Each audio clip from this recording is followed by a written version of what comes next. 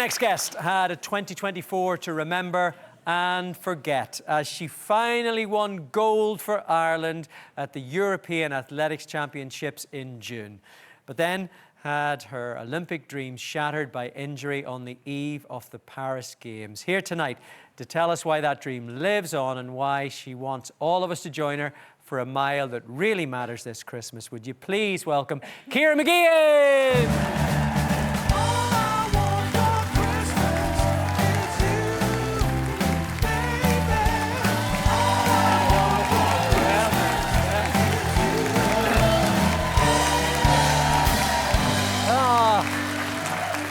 Welcome back to the show. Thank you very much, Polly. And welcome back to Ireland. I believe you've moved back permanently now. How's that going?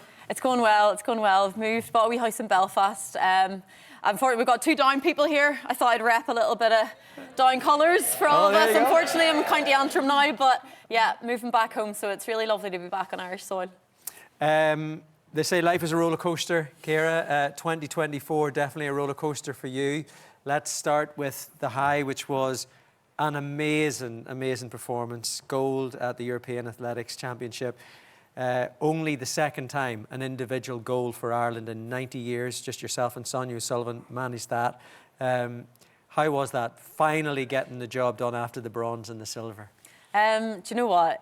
It was just sheer ecstasy. I feel like there was a certain part of me that felt relief that finally that it was my turn, that forever the bridesmaid, never the bride for me. It was, I wondered, would that opportunity ever come to stand on that podium and here on the Vein? It's been my dream and the reason why I did athletics and chose that over the camogie, because I wanted to be out there running for Ireland. So yeah, to finally get that special moment, I don't really know if words could really sum it up.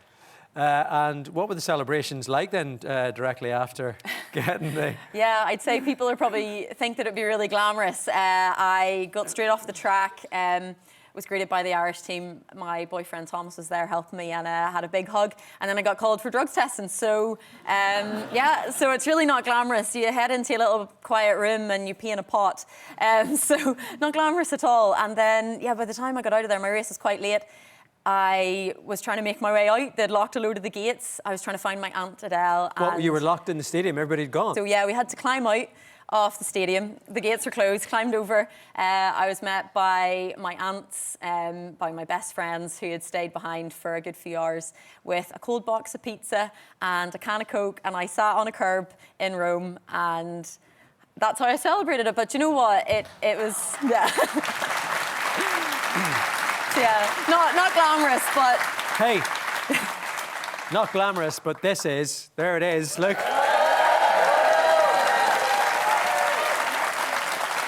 Only the second individual gold at the European Athletics Championship. That is amazing. Now, while you were doing that, we didn't know this, but you had an Achilles tendon injury, which got worse. It was the eve of the Paris Games. When was the moment when you realised that dream was over? Yeah, I suppose I've been battling with this injury for quite a long time. Unbeknownst to everybody else, like at the European Champs, I was limping around. But unfortunately for me, something gave a little bit more in my final prep. And I flew early into Paris to try to rectify it, had 2 cortisone injections. But ultimately, the day before I was meant to race my first race, I had to make the decision to withdraw, and I sat in the village with Thomas by my side. The amazing medical team had done everything they could, but my ankle just wasn't working. I'm sitting there beside the river with Thomas and deciding that I'm going to have to actually make a call on this. And yeah, I sat there with him. I had a cry. He had to walk away. He didn't want me to see him cry. I phoned my family, who were all together, and phoned my Aunt Adele, who I'm super close to, and explained that I wasn't going to get to toe the line in this Olympic Games. I thought I'm over it. I still get a little bit choked up. No, but this is the thing, because you know you've spoken about this as like a grieving process, and it's still there, isn't it? Yeah, do you know? I'd say I hit the ground. I like went a bit MIA for a while. Needed to take a little time and was processing that. Had surgery on my ankle and was working through all of that. And I suppose I'm in a lot better place. I cried a lot, and I couldn't say this story without having floods of tears for a long time. So I've progressed, but it is interesting chatting to people makes me walk down that path once again, and it does hit my throat. And I suppose in many ways it's the death of a dream. That was my life's work, to get out there and race on the Olympic stage. And I was in such good shape, coming in a European gold medalist, fourth in the world last year.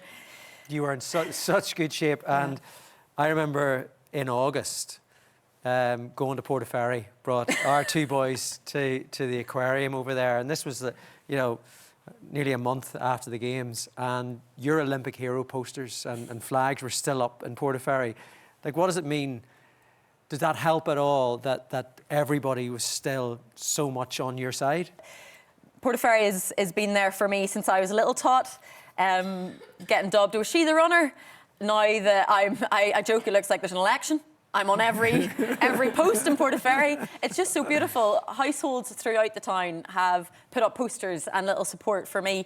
Unbeknownst to them, I was getting pictures from my family who were sending all of the little pieces of support from home. They have Olympic flags decked everywhere. Do you know, amazing. It's amazing. To be in a position that everybody's behind you, and to know that even after what I felt like was the biggest failure and that I should apologise, that I came home and I was embraced. I still get emotional with that. Look, can I just tell you, you need to just back that up, because I mean, you are not a failure. You're one of the biggest successes that we have ever had in this country. So you really are.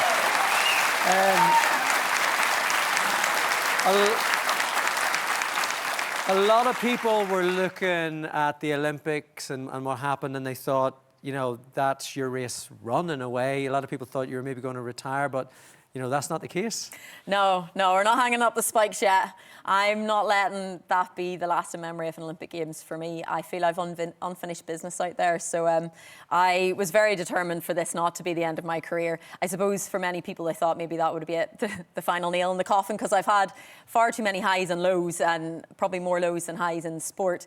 But is there a chance of LA? Oh, there's definitely a chance. I am 4 years. LA, here we come.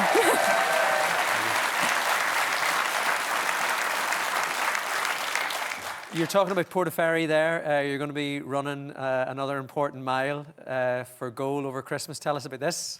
Yeah, so I'm very fortunate to be a goal ambassador, and I've been having a little goal mile in my own hometown of Portaferry for a good few years now.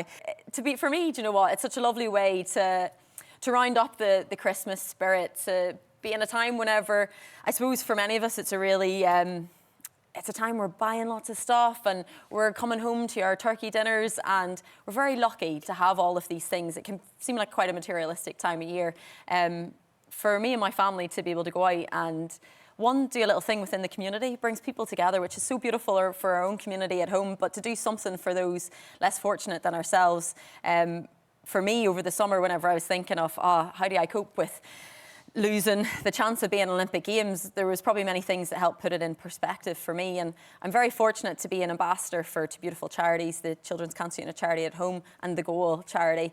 And whenever I realise there's people in the world that their worries is much bigger than not getting to run in circles on a track, that this really put that into perspective for me. Whenever I think of the work that Goal do throughout the world, they're in Syria, Gaza, they're in Turkey, they're in South Sudan, which is one area that, it really resonated with me. People who are fleeing the war in Sudan to the neighbouring areas, such as South Sudan, that don't have that medical support, don't have a full turkey dinner to share with their families, people who are struggling to even give their children the basic needs. And here's me on Christmas Day, absolutely spoilt in the Mageean household. So for us to do a little, to give back, feels truly special for me, and it really puts perspective on just how lucky we are.